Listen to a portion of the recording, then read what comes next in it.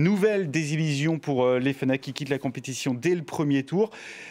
Scénario identique à ce qui s'était passé au Cameroun. On va rejoindre tout de suite Cédric Ferreira. Vous étiez au stade à Bouaké. L'Algérie battue, Cédric, par une surprenante équipe de Mauritanie. Les Mourabitounes éliminent ce soir les hommes de Belmadi.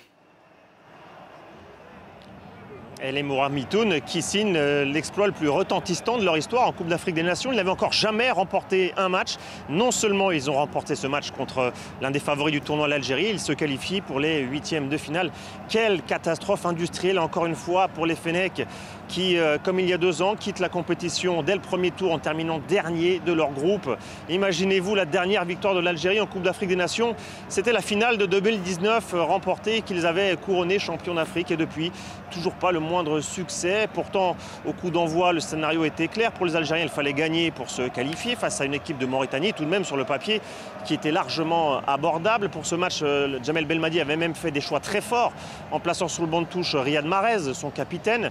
En première période, on a vu les Algériens très entreprenants dès le début, mais petit à petit, ils ont commencé à se déliter très vite et les Mauritaniens ont vu qu'ils avaient une chance de faire quelque chose et ce but est arrivé dès la 36e minute par Mohamed Delahi Yali. Coup de tonnerre énorme dans ce stade qui n'était qu'à moitié plein avec quand même plusieurs centaines de supporters algériens. 1-0 à la pause, donc en deuxième période, l'Algérie forcément a essayé d'attaquer et pourtant c'est bien les Mauritaniens qui ont été dangereux, qui se sont procurés plusieurs occasions franches. Il y avait parfois quand même de la maladresse, mais l'Algérie qui a tout de même, il faut le reconnaître, continue à croire en ses chances, à attaquer, à avoir quelques occasions, beaucoup de maladresse aussi.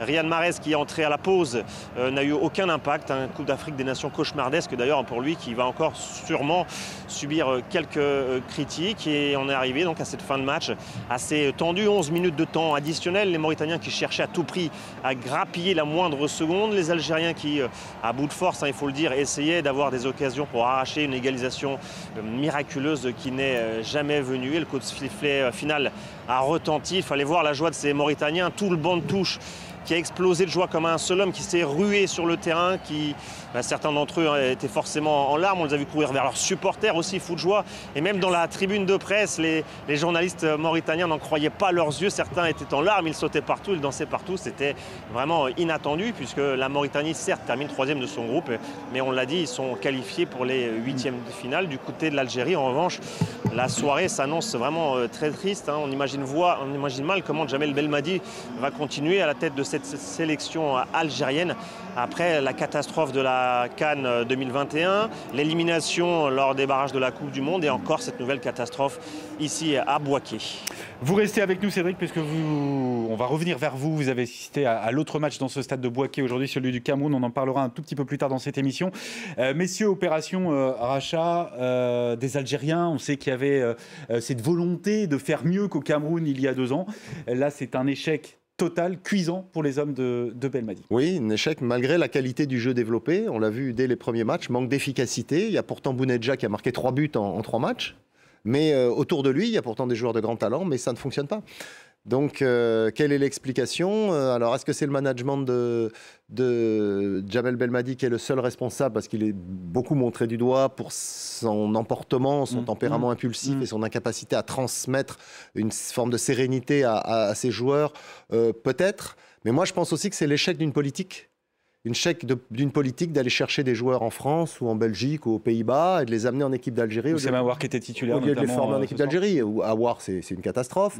Sorti à la mi-temps. Voilà, donc, et il y en a d'autres. Ils sont allés encore chercher Gouiri qui, bon, finalement n'est pas venu. Enfin bref, c'est une politique de débauchage de jeunes Européens pour les faire jouer sous le maillot de l'Algérie. Quand on est un pays de 40 ou 50 millions d'habitants, on a les moyens. Et en plus, on a du gaz et de l'argent. On a les moyens de les former. Voilà. Et je pense que c'est l'échec de la politique de la fédération algérienne.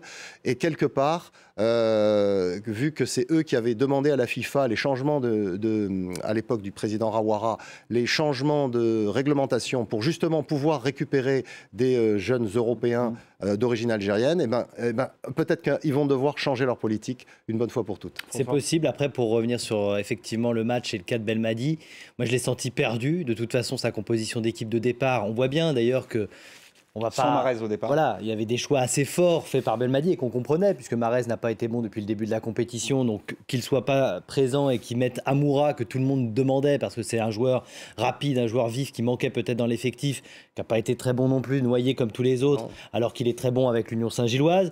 Il avait fait jouer Ounas, Boudaoui, Aouar, effectivement titulaire. Ben Taleb était sur le banc. Donc il a tenté des choses quand même, Belmadi, sur ce match-là. Moi, je trouve que autant sur le premier match, il y avait Est-ce que c'est le moment de tenter oui, puisque tu te rends bien compte que sur les 2 premiers matchs, ça n'a pas fonctionné, ou pas fonctionné comme tu le voulais. Et c'est vrai que sur les 2 premiers matchs, autant il y avait quand même une qualité de jeu, une volonté de jouer le jeu de l'Algérie avec une possession de balle, des redoublements de passes, de la qualité technique, autant là sur ce match, j'ai trouvé que c'était désastreux de ce point de vue-là aussi. Et je trouve que la Mauritanie a donné une leçon, et notamment en fin de rencontre, où effectivement il y a l'occasion pour les Mauritaniens de marquer encore plus de buts. Et ils ont montré même de l'expérience pour cette équipe qui n'avait jamais remporté un match de Coupe d'Afrique des Nations. Et ils ont donné une leçon, oui, à l'équipe de Belmadi.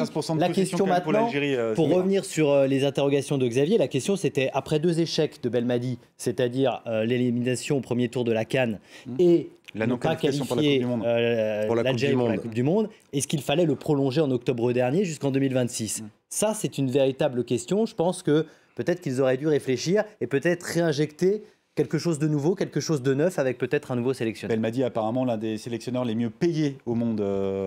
Oui, mais que l'Algérie se donne les moyens de ses ambitions en payant bien son technicien, c'est normal. Mais après, il faut voir sur le moyen et surtout le long terme.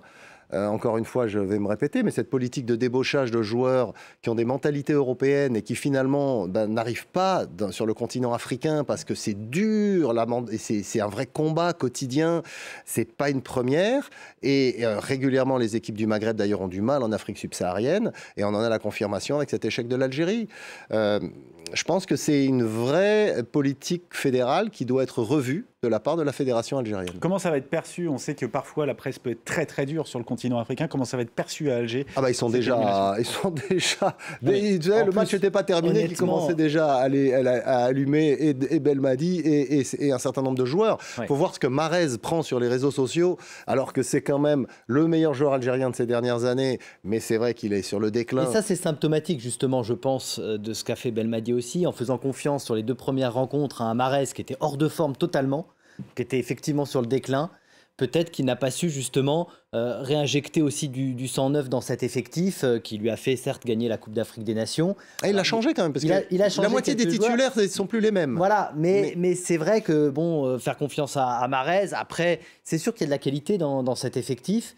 Je pense qu'il s'est un peu perdu, Jamel Belmadi, dans le choix aussi de ses hommes, qu'il était perdu d'ailleurs, on l'a vu sur ce match, parce que tu décides de ne pas faire jouer Mahrez, et puis tu te dis à 1-0 en plus, tu te dis à 1-0 à la mi-temps, on va faire rentrer qui ? Mahrez. Oui, comme exactement. si c'était lui le sauveur, alors que depuis 2 matchs, il était à côté de ses pompes. Donc ça aussi, on sent bien que voilà, il n'y avait pas de continuité, il n'y avait pas de réflexion peut-être, mais c'est aussi dû à cette Coupe d'Afrique des Nations qui est très dure, et on l'a vu pour toutes les équipes favorites. C'est pas les seuls c'est le premier gros qui tombe, mais ce ne sont pas les seuls qui vont tomber, et on l'a vu, que ce soit pour l'Égypte, pour la Côte d'Ivoire, etc. Les favoris ont bien du mal, ils sont tous bousculés. Il y a peut-être effectivement le tenant du titre. Il y a peut-être un peu de supériorité quand on rentre dans la compétition, et puis au bout de 2 matchs, on se rend compte qu'il nous manque des points, et là il faut jouer. Et à ce moment-là, on se fait contrer comme ils l'ont été par mais là, ils ont été bousculés tout au long de la partie, au milieu du terrain. Ça allait Absolument, pas et c'est un problème de mentalité, d'esprit de combat. Quand on va dans cette Coupe d'Afrique face à des petits pays en plus, qui n'ont jamais rien gagné, qui veulent s'affirmer à travers cette première victoire en CAN pour la Mauritanie. Absolument, c'est très difficile. Et quand vous venez effectivement de clubs européens où vous avez des belles pelouses, des arbitres qui sifflent toutes les fautes, et ben forcément, vous êtes surpris par ce genre d'engagement.